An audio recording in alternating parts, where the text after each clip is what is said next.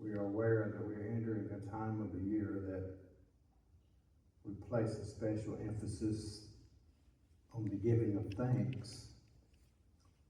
And we do have so much to be thankful for.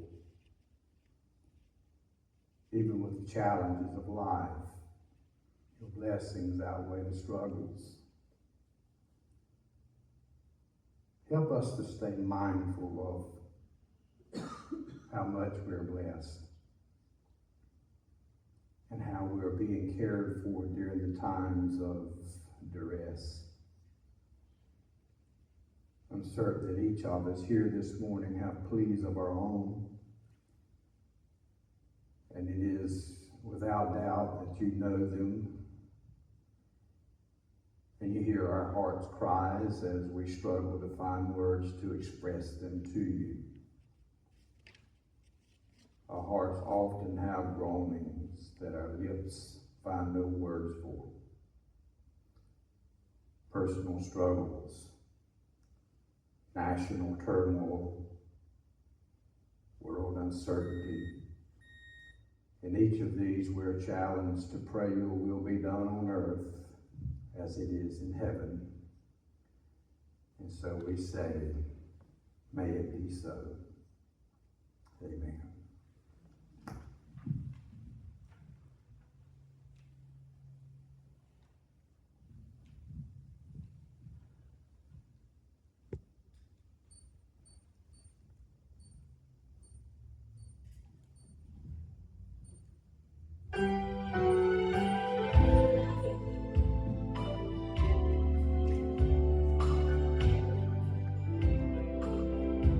Oh Lord, my God, when I in awesome wonder consider all the worlds thy hands have made, I see the stars,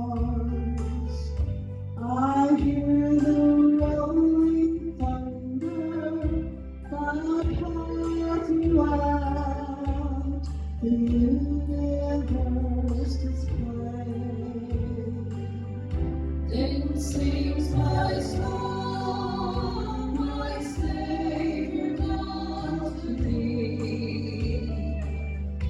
How great thou art, how great thou art. Then sings my soul, my Savior God to thee. How great thou art, how great thou art.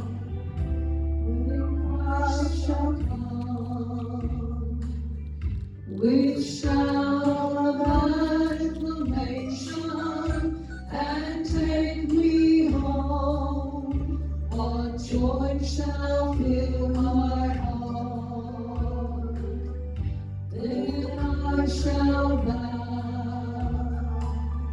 in humble adoration and then proclaim, my God, how great thou art.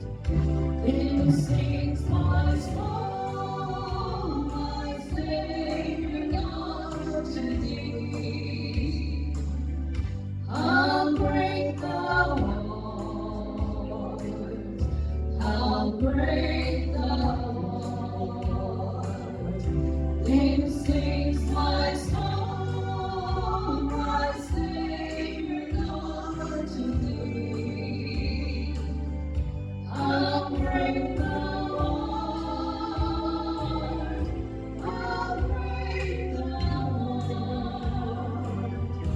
Then sings my soul, my Savior God to thee. How great thou art, how great thou art. Then sings my soul, my Savior God to thee.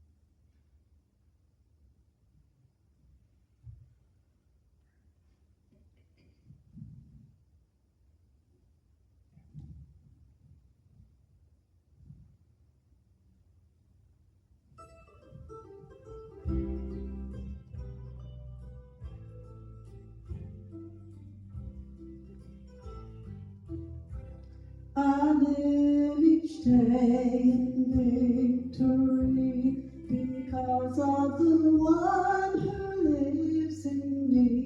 I found every promise he ever made, Jesus will keep. He's walked by my side in desert dry, loved me and held me when I cried. So let me sing you one more song in case I leave. I know how I made it. I know how I made it. I made it by God's grace. amazing grace. Steps that are slower now are taken, each one by faith. Standing on Jordan's stormy shore, I'll lift my trembling voice once more. I know how I made it. I made it by grace.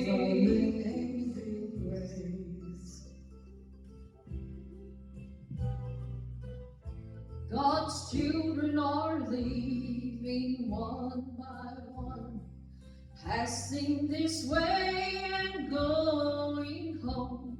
Signs of the times reveal we don't have very long. But each one who stands upon this shore, waving goodbye as they rejoice. Oh, glory to God, we'll leave here singing that same sweet song. And I know how I've made it. I've made it by grace. Steps that are slower now are taken, each one by faith. Standing on Jordan's stormy shore, I'll lift my trembling voice once more. I know how I made it. I've made it by grace.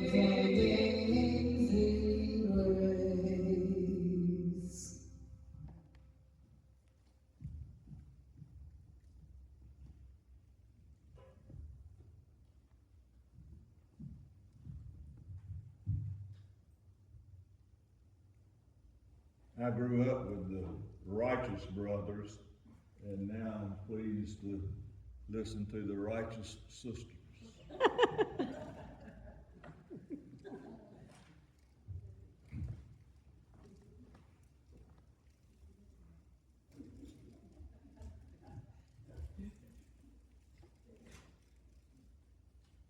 Well, listening to them was one thing. Following them is something different.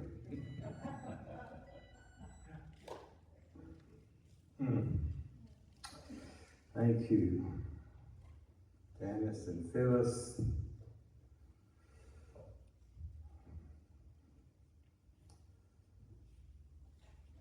Our text this morning is another part of the Sermon on the Mount. It comes from Matthew chapter 5, and we'll begin reading in a moment at verse 13 through 16. And I want to think for a few minutes this morning about who we are.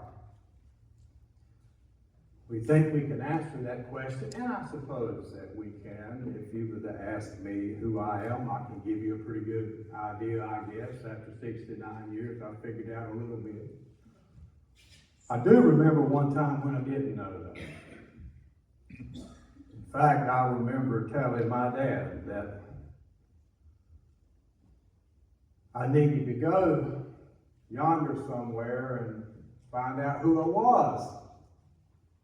And my dad says, well, if you give me just a minute, I'll tell you. Well, I figured out I didn't want to know his way.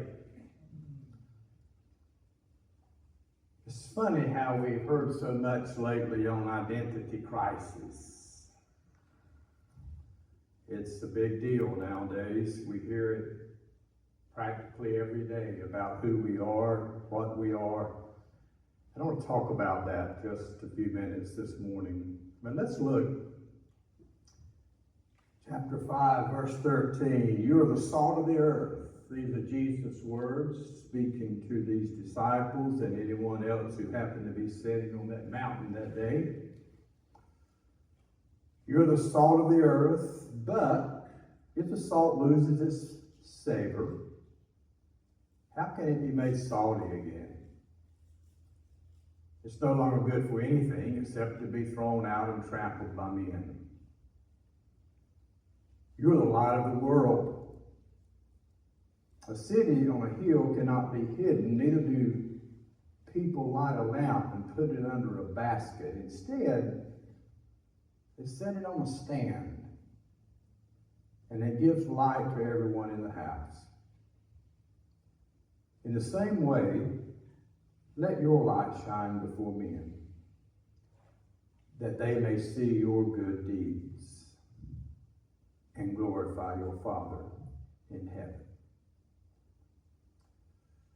Most of us here remember back in the day when the newspaper was an important piece of daily literature. A few days ago, I was sitting at lunch and someone had a newspaper and they opened it up and it was about that wide and about that long. I mean, that was the small, what are they now, like this and like this? This is our newspaper. Do you remember when they were different from that? Sunday's newspapers looked like a book. It was an important piece of daily literature. We counted on it for various bits of information, things like the latest world news or national news, local news. And of course, we wanted to know who was still alive and those who had passed on. We read the obituaries, sports, which is something I was never interested in, but they had a tremendous sports section in the newspaper. Then there was weddings. I asked my wife, I said, do you remember back in the days of the newspaper? She said, sure. I said, what was the most important part? She said, the weddings. Okay. What about want ads? You remember going through the want ads because you had a little bit of money you wanted to spend? Or I used to shop those want ads. Couldn't buy anything, didn't buy anything, but it was nice to see what was in there. In fact, I've got on my, I think it was on one of my files that I haven't lost yet, that had a listing for a 1966 Ford Galaxy. And it had a really interesting little sentence in there that you just feel like they were so proud of. It had, has heater. A lot of them didn't have heater. We were looking at something the other day, my wife and I, where they were remodeling. This guy had gotten a car out of a barn, and he was remodeling it, and the dash, it had a steering wheel, a shifter, a few gauges. It had a cigarette lighter, and the knobs to turn on the heater, and that was it. Somebody had added an AM radio and cassette, 8-track tape player. Wow, things is different. But anyway, there was want ads and weather reports and those kind of things. It's also offered a bit of entertainment. We got a lot of entertainment out of the newspaper, the comic strips. Beetle Bailey, that was one of my dad's favorites. He'd start reading that and you could hear it. He just break up laughing, because of something that Beetle Bailey did, or Sarge did, or something that Snuffy Smith did. One of the popular strips concerned an ageless young fellow whose name was Winthrop. Remember Winthrop? Winthrop was a world-wise observer, and his point was to try to get you to look at things other than what you would normally look at, to be observant of the world around you. And in this one particular comic strip, he's walking along, there's 3 frames, and he's walking along, and in number 1 frame, he says, "Where is everyone today?" Well, in the second frame, he says, "I haven't seen a single creature all day." But then in the third frame, there was a speech bubble there with a line drawn from it that went all the way to the ground to a almost microscopic little dot. You could barely see it. You had to really get close to see it. And a little voice that says, "What am I, chopped liver?"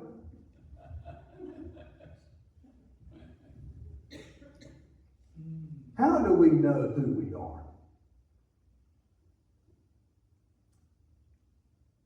Bertrand Russell, who has been called the grand dame of modern atheism, observing the incredible slaughter and violence and devastation of the 20th century. Do you know they call the 20th century the bloodiest century in history? It's estimated that over 100 million people died in the 20th century due to war and genocide and tyrannical governments and this kind of thing. But he's observing this, and he calls this particular century the age of unreason. At least part of Russell's observation is founded on the fact that we humans are ready, willing, and able to redefine truth based upon our current situation and personal desires. We might argue that war and devastation and careless waste is morally wrong, but it can be justified in the right circumstances. A relative truth is always more acceptable within a set of guidelines we find restrictive and justify our current actions. I remember being awakened to the dangers of moral relativity in college. We had a great philosophy professor who is still a friend of mine, and studying a philosophy proposed by Joseph Fletcher, something called situational ethics. Our professor made us see how that we could make our own truth based upon what we wanted truth to be at that particular point in time. We get to define what is truth. Situation ethics is the practice of doing what seems best at the time. Fletcher argues that it's always best to choose actions, whatever they may be, based upon love. And we're talking about the same kind of love that Jesus talks about. In other words, we make our decisions based upon what is best in that particular situation. There's really no absolute truth. Really nothing absolute wrong if love dictates doing a particular thing. That was situational ethics. And the way that one guy described it to me, or to us, I should say, as a class, was if you find a child that is starving, it's okay to steal from the bread store to give to that child because that child is starving. Because love dictates that. But then arose the question, which is a very good question, what about the fellow you stole from? I mean, were you showing him love when you went in and stole his bread and gave it to the child? What are you supposed to do in a situation like that? Well, the discussion rambles both ways, but the answer eventually came out that if that child is starving, you should give him of your bread. Don't steal someone else's bread. Give him of your bread. A very old man helped me understand some of this one time. He was in 1987, he was 104 years old. His name was Sam Lowe. Sam was a trip. And I visited him, I got a picture of him. I made for certain while I was there one time, knowing that, you know, this 104 is touchy, whether it's going to be tomorrow. So I had my picture taken with him. Well, there I am sitting, and I looked at that picture not very long ago, and I was so young and pretty. Oh, how time changed things. Situation. Yeah.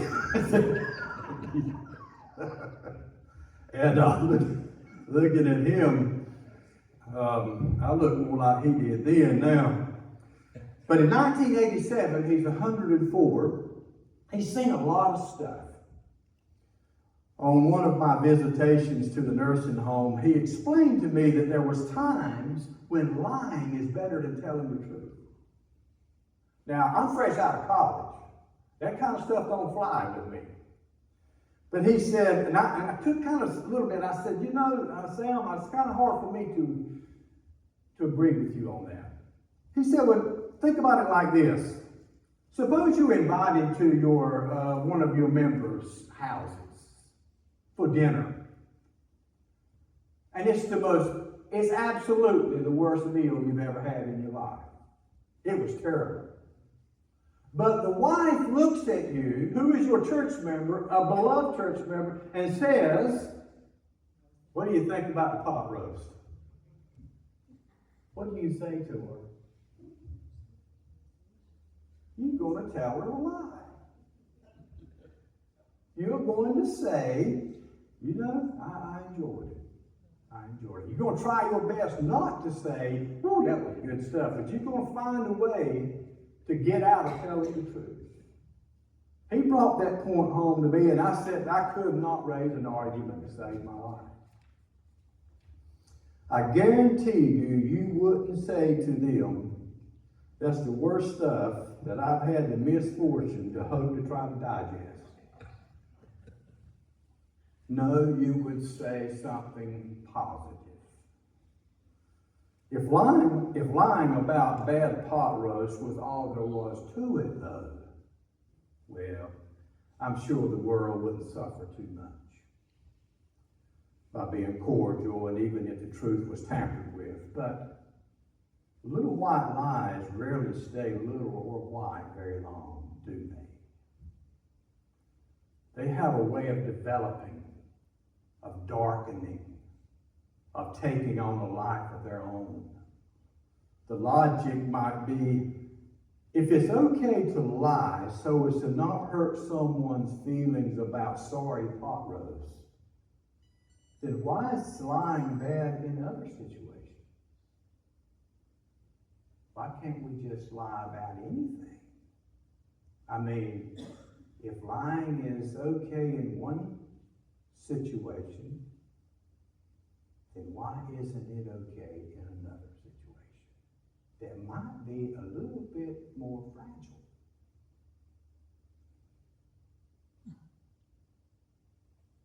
Could not such ethics be adjusted in other situations? What about sanity and insanity? Who gets to decide? Who gets to decide what is which and which is what? What about reason? Who gets to decide what's reasonable and what's unreasonable? You may be seeing where I'm going with this. Russell offers a stern warning at this point. He says, if there is no intellectual difference between sanity and insanity, reason and unreason, truth and falsity, then the lunatic who believes he is a poached egg is to be condemned solely on the grounds that he is in the minority. This is a desperate point of view, and it is to be hoped that there may be some way whereby we can escape it. But can we escape it? Once implemented, can such a practice as deciding what is wrong and what is right, sane or insane, reasonable or unreasonable, be escaped? It's doubtful. It appears these days that for the worldly minded, that there's no way of escape. There's no way to escape it. Sanity and insanity, reason and unreason, truth and falsity are all defined by the current mindset. Each generation gets to decide according to standards that they have written. And that's dangerous. Science or reason does not have a say. Neither does plain old common sense. A 6'4" bearded man can put on a dress and heels, go out in public, and call himself a woman, and you are expected to agree with it. That is, if the powers that be agree. I was watching a town council video the other night, and there was a man there that was transitioning to a woman that was a part of that council. And the chairman of the committee addressed this person and said, Mr. So-and-so, you are now invited to speak, so-and-so, so-and-so. And this man started speaking, and when he started speaking, there was an uproar immediately because one of the town council members challenged the chairman because the chairman had referred to him as a him. It completely stopped the council meeting. Everybody got up and walked out because he refused to say her. Common sense, reason over against unreason, the unreasonable. The real question is, who am I? In the 21st century, who am I? How do I prove it? What grounds do I have to stand on to say to you that I am this or that or the other? If there is no real authority to appeal to, then how can we with any confidence say that one is male or female, sane or unsane, or more frightening, what is true and what is false? Russell can make his assessment because he knows that there is no freestanding, independently valid means whereby we call reason can distinguish between reason and insanity. There is none. How do we make the decision? What we call reason that leads us to label someone a lunatic is a socially constructed term that is subservient to some prior cultural configuration. In other words, at some point, someone has written the definition of lunatic, and that's what we go by. And if this generation decides to change the meaning, then it changes. I asked this question last week. I'll ask it again this week. How do you follow Jesus in a world like that?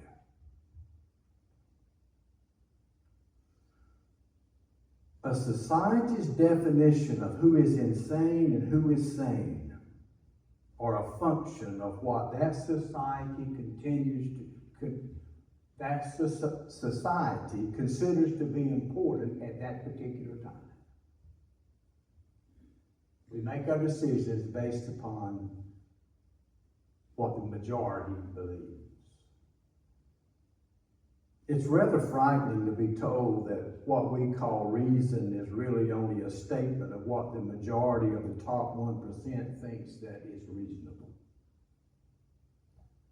How can we yearn that, or I should say, we do yearn, how we yearn, that Russell's plea might be heeded for some independent, unassailable, uncontested voice that says that this is right and this is wrong, that this is sanity and this is insanity. A voice that says this is the way it goes and all other ways is wrong. We used to have that. I hate to get into used to's, but we used to did. We had that. As a matter of fact, my mom has reminded us many times that there was right or wrong. There was a particular right and wrong. It wasn't just in the household either. It was in society. You were expected to behave in certain ways in society because there was a right way of doing it and a wrong way of doing it. And if you trace those ways, it always wound up somewhere in the Ten Commandments or the Sermon on the Mount. Every time. What was right and what was wrong.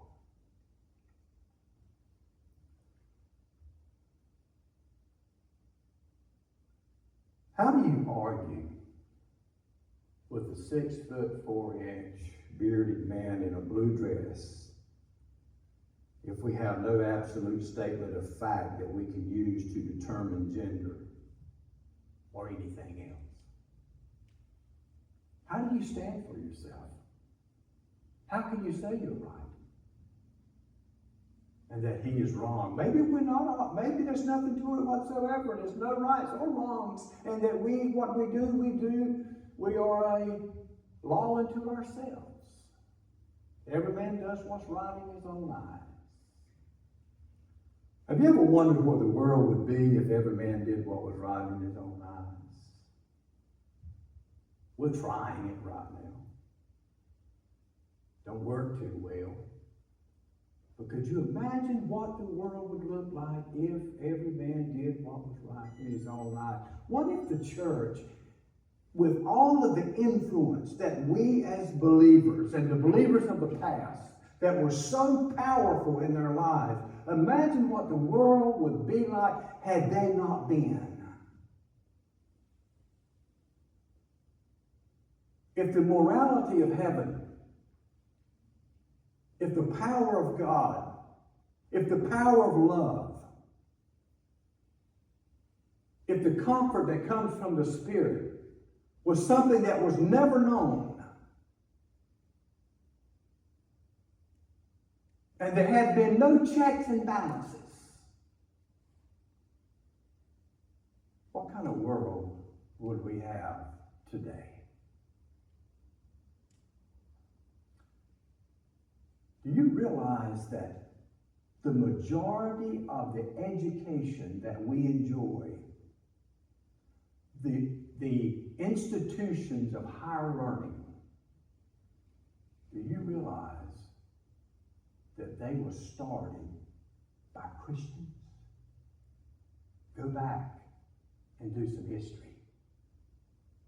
The majority of them that is now far away from their foundations, but yet they were founded on Christian principles by Christian men and women who went into those places, drawing in young minds full of mush, Limbaugh used to say, and fixing them, teaching them, educating them, so that they went out into the world with something to offer.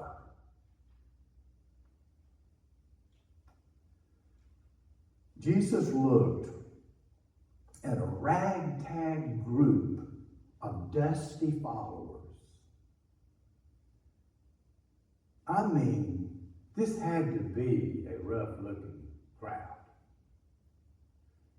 And he said, "You're the salt of the earth. You're the light of the world."